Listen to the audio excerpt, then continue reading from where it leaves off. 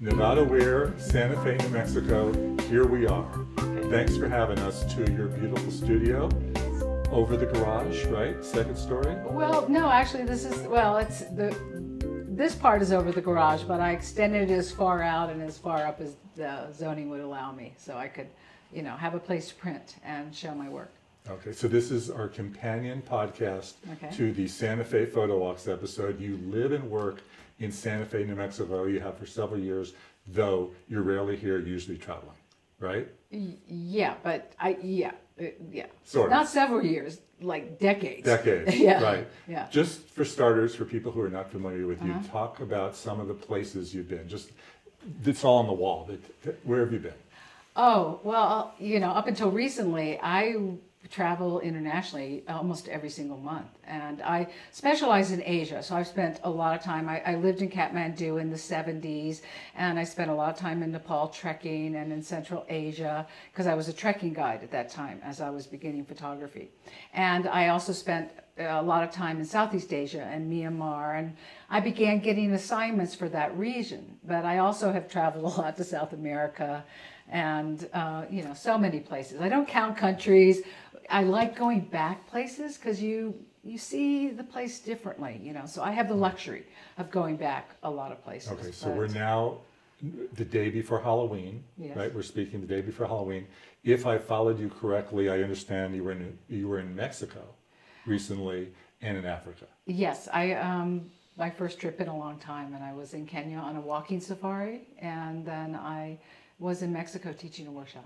In San Miguel del Allende, right? In San Miguel del Allende, yeah. Right, which I understand is one of the greatest places in the world. It's beautiful. The first time I went there, I went, oh, this is what I want Santa Fe to look like. It's a walking place, and it's really beautiful. And what's beautiful about it? What's great?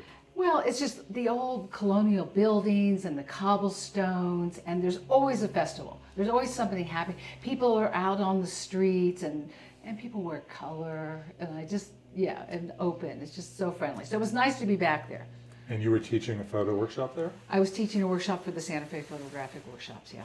And so what do you do? It's like for 5 days, or? This one was for 5 days, and originally was built around a festival that was truncated a little bit because of the COVID situation. But we photographed cowboys and cowgirls, and we went off. We had our own walks and festivals, and it was fantastic. And everyone was being very careful. It felt very safe being there. People wearing masks, and really felt good about it.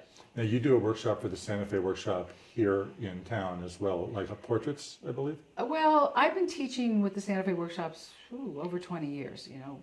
I've been here since 1974, and they came later, but fantastic place. But I teach 1 or 2 workshops a year.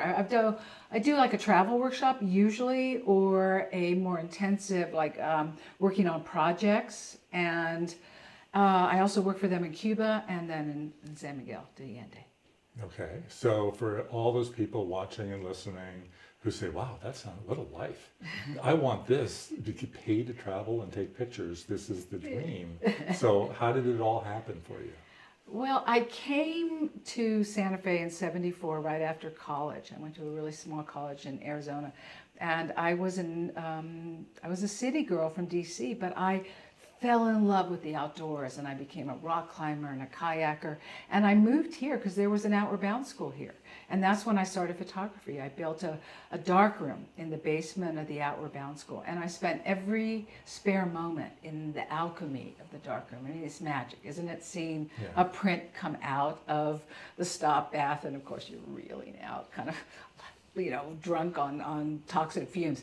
But it was just magic, absolutely magic. And I'm self-taught, which it's not necessarily a good thing because the teacher doesn't know anything, but I just loved it. And then when I started traveling, I always just had a camera with me, and I gradually started using color slides, because at that time I wanted to work for National Geographic. I wanted to be published like many people dream about, and it was all about color. And I realized actually I see better in color. I'm actually 1 to 2% of women see 10 times more colors, and I'm one of them. So I see the world not as good as a butterfly, but pretty close. So for me, it's all about color. And I just love it. And so I just merged my outdoor life, as a trekking guide, into assignments, because I was in these wonderful expeditions in China in the early days in the 80s and Central Asia. And so I had stories. I had stories to give editors, and the world is built on stories. I mean, that's what we do. We spend all of our life in stories. So you got your first assignment from what, National Geographic? Oh, no, not my first assignment, Yeah. but I actually, airline magazines. In those days, Singapore Airlines was fantastic, Thai, and I had to work my way up with National Geographic. But I loved it, and I worked on a book project in 1990 in Vietnam. It was a really interesting time to be in Vietnam, and I wrote a book called Adventure Travel Photography. So I got involved, not only in assignment world, but really early on in teaching, because it's really part of my world. And I'm so glad, because it's a great journey. And actually, I think I've become a better photographer because I'm a teacher. I'm lucky because I still was able to work in the magazine world. I worked for Islands and Geo and all the different magazines. So what was your first National Geo assignment? It was on the Kyrgyz nomads in Western China in the 90s, and that was just really exciting. But the best one I ever did with them was I did the entire length of the Blue Nile in Ethiopia for 2 months, and that was a magnificent journey. What's the life of a National Geographic photographer when on assignment? Well, it's changed. It's very different. I mean, I wasn't there in the days when people had, free budgets and all months, and I was, kind of right at the cusp, or they were really paying attention. I mean, it's tough. I mean, the editors, they're good. They're tough. It's a big deal. And now, of course, it's changed. Magazines. It used to be. Magazine editors were like the guardian of, like, if you wanted to become a photographer, the magazine editor basically said, you shall pass, Now it's different. Now there's so many fabulous ways to promote yourself, and you can get well known in so many different genres without the world of magazines. It's just completely different, I wouldn't even know where to start today. So. But back then you would take, 4,000 images, and you'd be lucky for them to take 2, something like that? Well, I mean, photography's hard. This is the thing. And people think, oh, well, if you just click the frame enough, you have an image, which is true, because photography is a very democratic medium. Everybody's going to take a great picture, if not one or not 2 in their lifetime, or they might think they're great. Whether they are or not is something else. But it's not like painting, or if I can hold a violin for the rest of my life and their song is not going to come out, right? But photography is different. But going deep, there's a phrase one of my editors used, it's kind of a silly one, but you have to dance around the teacup. And I don't know why I thought the teacup, but you have to really examine and pay attention. And sometimes it takes many frames to do that, to really see, to go in and explore. And a lot of times at the beginning, you're just sketching and thinking about it. And then finally it goes, that's the moment. So, photography is about being a virtuoso of seeing. You have to see it first.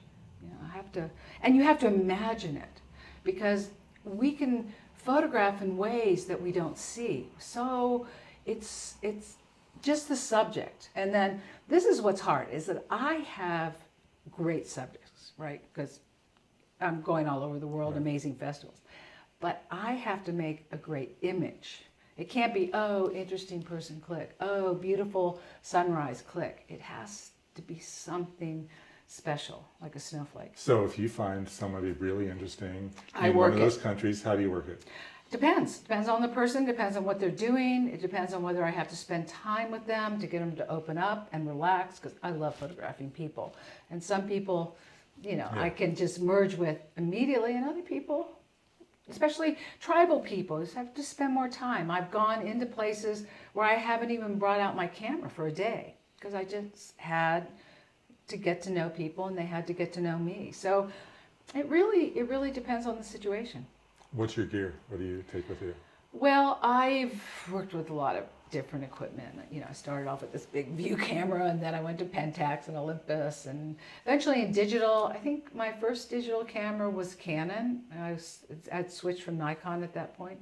And I've been working with Canon ever since, but also I work with Olympus, these nice, beautiful, small little, it's a micro Four Thirds, so it has limitations, but it's such a sweet little camera. So I usually, if I'm really going on a serious assignment or trip, I take 2 systems and then decide when I'm there what I'm going to use. Okay, so it's the Canon 5D or the 1D or I the have R?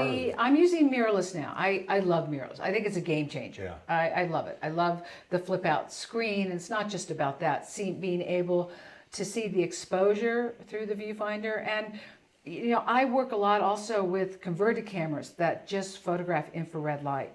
And Canon or Olympus are fantastic. And mirrorless is really the only way to work with infrared light because it's right on the sensor and the focus. And So you're using the R? I'm using the R. Yes, I have the Canon R and the Canon R5. The R for infrared and the R5. And what's your lens of choice? Well, I like wide angle. I like 16 to 35, but 24 to 70 is a convenient one, but it's a comfortable one too. And then I like, in fact, today they finally got it in a 100 to 500 because I like that really, you know, illusion of compression, Yeah. which is so beautiful. Yeah, it's a lot of fun. Yeah. I'm a wide angle person too. But Yeah, I just, no, I love it because it's, you know, you being close and you can exaggerate something and then there's another subject. But I like layers. I like complicated images that you see this and you see this and you see that, not just there's the person. And printing, so you have an Epson downstairs or? Yes, I've tried like all the different printers. I'm now using the new Epsons because I think their inks are beautiful. I've just converted over, and yeah, I like doing my own printing because I'm such a detailed person, and it just doesn't work for somebody else to do it for me. So if you send it to Bay Photo, what's going to be wrong with it? Oh, this little thing and that little thing. I mean, you know, like I say, to me, a print is a sculpture. It's 3-dimensional and it has to have a presence. That's why some images that will look great on a presentation, on I still say slideshow, on a, you know, image review is fine because like 3 seconds, but something you're going to marinate in and something you're going to stand in front of, it has to have real presence. So it takes time to work with it. So it will be finished in Photoshop and Lightroom and? Well, I love Lightroom. That's my database and I start there.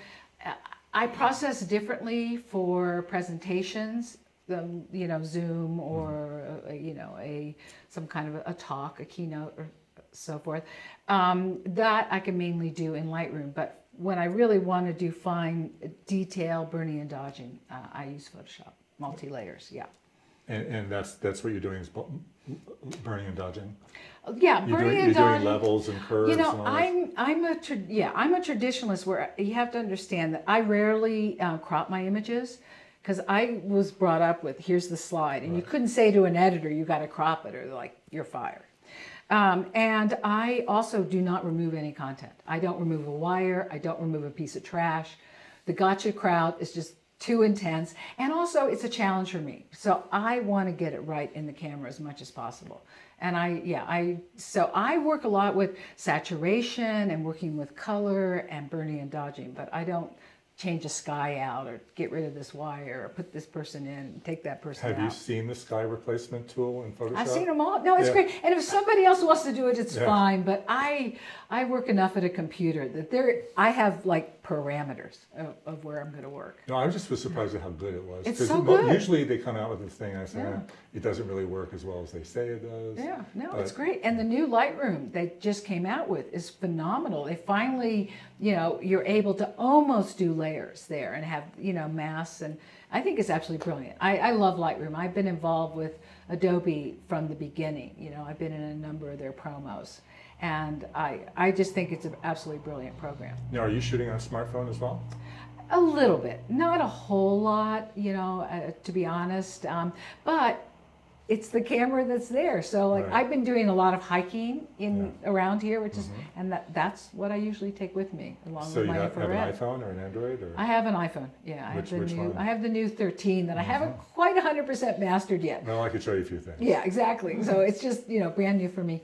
And no, because it doesn't matter whether it's an iPhone or whether it's a regular camera. It's how you see it. Right. It's how you see it. I mean, there are limitations to what an iPhone can do. I can do more with, you know, I can do more, you know, I can work faster with my mirrorless, and I can work easier with slow shutter speeds. I can walk into a place and get a photo of somebody Yeah. that would never agree to it if there's a big black camera. Yeah, no, it's true. And it's interesting because a lot of the cultures I go to now, because everyone has a phone, I'll go to some pretty remote tribal markets and the people say, yeah, you can use your phone. Yeah. And not my camera. Right. So I'm always going to stay up with the technology because iPhones, they matter. They're important. And they make great images. And I have a number of photographer friends who only use iPhones and their photographs are spectacular. It's just that sometimes they're not fast enough for me. Or I'm too slow. Let's put it this way. I'm the one who fumbles. I'm not fast enough. The camera's always going to be better, but it's the society thing. Oh, yeah. And you've got it with you. And it's, like you said, it's not intimidating. And it's really interesting to me how many people are now, yeah, you can use the phone, but not that. And I go, At your favorite plaza, I would just walk up and down, Yeah. panning. Nobody said a word to me. no, Yeah. no, they won't. No, because everyone is photographing out there. I mean, the world is like, so we're swimming in photographs right now. And that's not necessarily a bad thing. Right. It's just, everyone's, clicking and, I go to festivals now and something happens and suddenly everybody in the crowd raises their hands. I know, it's just nutty. the way it is. Tell me about working and living in Santa Fe. Well, I love it because it's a real artist town. Of course it changes. Every great place changes. I mean, when I moved here in the 70s, it was pretty much all dirt roads and the plaza was, the drugstore and, there were like real things, the shoe store and that sort of thing. And inevitably it's going to change. But I always lived downtown, but it's the clean air and the outdoors. And for me, it's the community. And as the photography community has just grown, tremendously, especially once people became unmoored from having to live in New York City or having to work in DC. So many people migrated here. And my community from Kathmandu has moved here too, because where are you going to go? You got to go to a place with mud huts, if you're used to a place like Nepal. So I love the wide variety. I like the small town effect of it and just having this really great air. And I live outside of town now. I've lived here in this small hamlet for 20 years and it's just beautiful. How would you describe Santa Fe to someone who hasn't been here?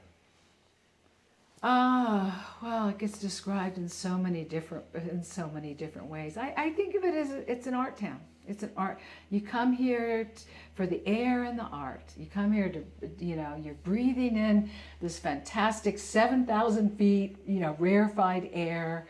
And then everywhere you look on every street, there's some form of art. And I love that. I think it's beautiful. It's a very picturesque town. It's not a walking town. Downtown is very, very much a walking town. Just a little bit of it. Yeah. But, in terms of, some places where you can walk blocks and blocks and blocks, it's not really. But you go to sections. You walk on Canyon Road. You walk in the plaza. And if you've never been here before, it's a very different architecture. It's a very different look because the air can be so crystalline here because of the high altitude. The best skies I've seen have been north of here, more Taos than down here. Depends on the season. I mean, when the thunderstorms come here in the summer and the lightning storms, they are spectacular. But we're kind of in a drought now. The weather pattern's been changing. The fall has come a lot later this year, much later, but there was a freeze earlier on. You never know what's going to happen here. The weather can change. We're at the end of the Rocky Mountains. I mean, this is it. This is where people came. There's like the Rocky Mountains, and then it was like, well, we got to get around them. That's Santa Fe, right at the end of the Rocky Mountains. So it's where, the action happened between East and West, and it still is. It still is happening. Where would you go? Where have you seen some of the best sunsets? Right from my your porch. window? Yeah. I face directly west, and I have a porch out there. And I go up on. There's a beautiful hill that has got an old pueblo, and I mean right around my corner are amazing petroglyphs right over here by the Santa Fe River. And so I take evening walks up to top of this hill, and rainbows and sunset. But you never know. You never know what's going to happen. Right. What about commuting? I mean, so when you're traveling all over the world, you have a small airport here. Or is it larger than I think? No, it's as small as you think. But I usually drive to Albuquerque because I'm usually flying internationally. And if anything happens, I want to have more choices. It's only, less than an hour away. So I drive to Albuquerque. And then if you were to go to Africa, you would fly to LA and then switch, or fly to New York and switch? There's always, yeah, there's a hub, Chicago, Denver or something. It's actually pretty easy to get to Africa. It's pretty easy. You just go to Europe and then down. Right. Okay. Yeah, So- it's actually pretty simple. So- Compared to India, is a little bit more of a longer jaunt. Do they know you at the airport? The Albuquerque airport, they know me, yeah. Yeah? Uh-huh. Yeah, I would like to use this. I mean, I'm 3 minutes from the Santa Fe Yeah. airport here, but again, if anything goes wrong, I have to have more choices for flying internationally. Yeah. So you Yeah. just drive to Albuquerque, park your car, and Yeah, it's the same price. yeah. No Uber or Lyft is going to come out here. Oh God, no. Wouldn't trust it. So Again. let's close it off by telling Okay. everybody how to find out all about you online.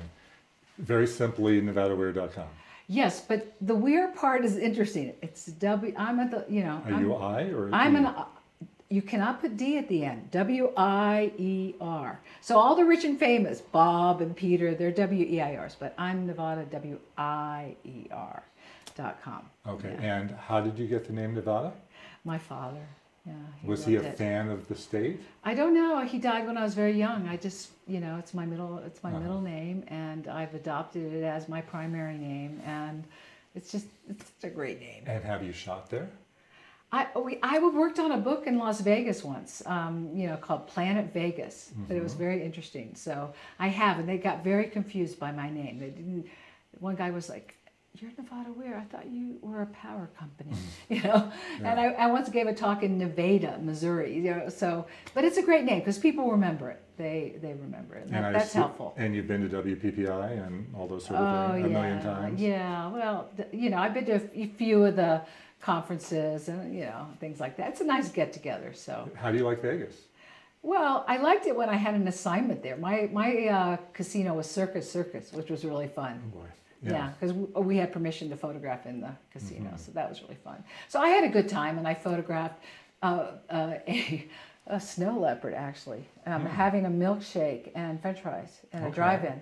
Yeah, that's Vegas. That sounds And good. 3 Elvises bungee jumping off of a platform. I mean, just crazy I Vegas. photographed the high wire artists. Uh-huh. I said I'd love to get a shot above them. Could I Yeah. do that? They said, yeah, just go up there and hang from the ladder with one hand and use the other hand for taking the picture. And I said, yeah, sure, why not? Yeah. Until I got up there and I said, what am I doing?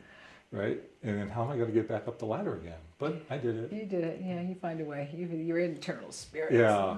let you do it. But no, and that's what I love. I loved having those book projects. I worked on a number of the Day in the Life of, which was fun. And this was 16 photographers. We each had a casino, and I think we had like 10 days to photograph Vegas. It was fun. So I haven't been there too much. No, I haven't been to Nevada much, but I sure love the Southwest. Okay, so NevadaWier.com, anywhere else? Instagram. You're on Instagram Yeah. at Nevada Wier? Yeah, Nevada Wier, and Facebook, and my website, which that's another thing I was able to update, at the beginning of the pandemic. I need to do Right. a bit more. I know. Yeah, I got to put some new images up, but Every day. there's a lot to do. There's a lot never to ends. do. Thanks for having us here. And bye. Thank That's you. simple. Thank you, everybody.